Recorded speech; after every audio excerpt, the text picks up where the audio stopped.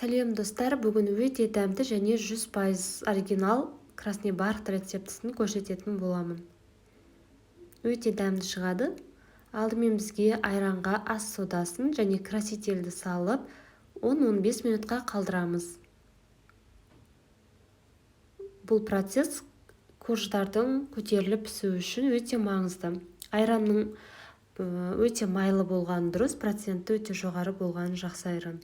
Ал енді жұмыртқаларымызды саламыз. 2 жұмыртқа және 3-ші жұмыртқаның тек ағын ғана саламыз. Сосын қант салып, аппақ болғанша миксерлейміз.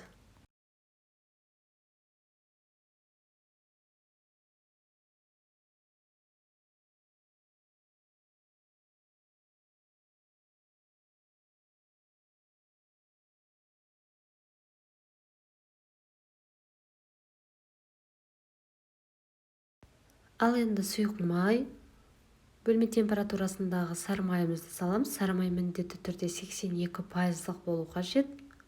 Салып 1-2 рет миксерлейміз. Сосын айранды массамызды құямыз. Тағы да миксерлейміз.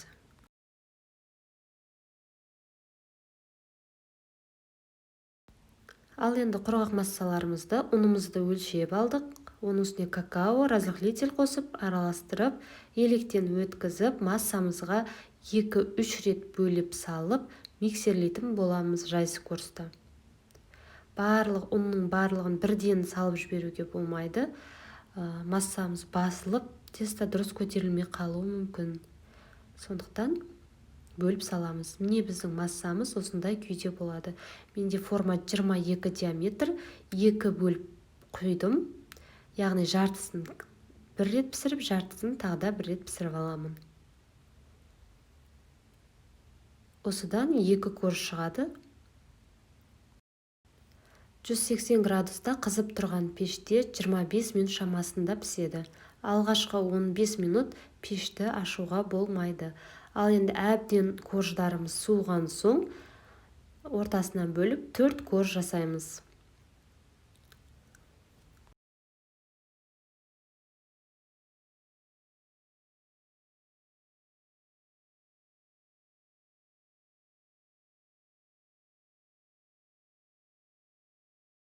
Ал енді тортымызды құрастырамыз. Кальцио маңызды емес, бұл тек торттың теп-тегіс шығуы үшін. Осылай қойып, кремімізді жағамыз. Крем сливки мен творожный сыр. Толық жасалыну жолы, қаншалықты қалай болу керек деген сияқты ақпараттар крем жайлы видеосы бар каналымда. Барлық корждарымызды осылай қойып, толықтырып шығамыз. 3 коржды жасап, біреуін крошка жасап, шет-шетін қаптауға жасауыңызға болады. Менде 4-еуінде полный тортқа жасадым, бетін, үстін тек креммен ғана қаптадым.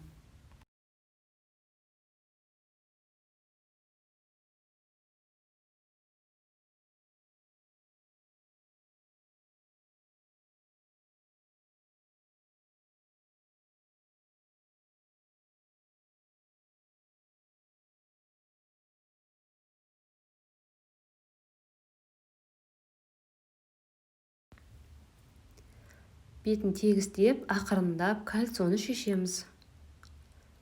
Қалған кремдерді бетіне салып, полностью тортты қаптап шығатын боламыз.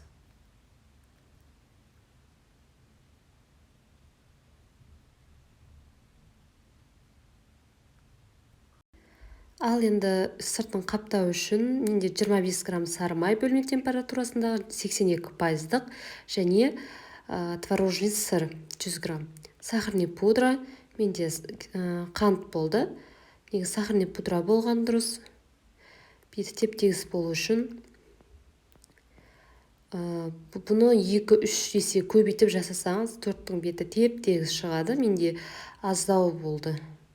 Қалаған тұзыңызды қосып, тағы да миксерлейміз.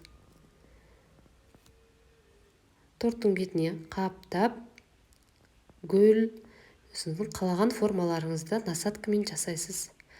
Астарыңыз дәмді болсын, міндетті түрде жасап көріңіздер.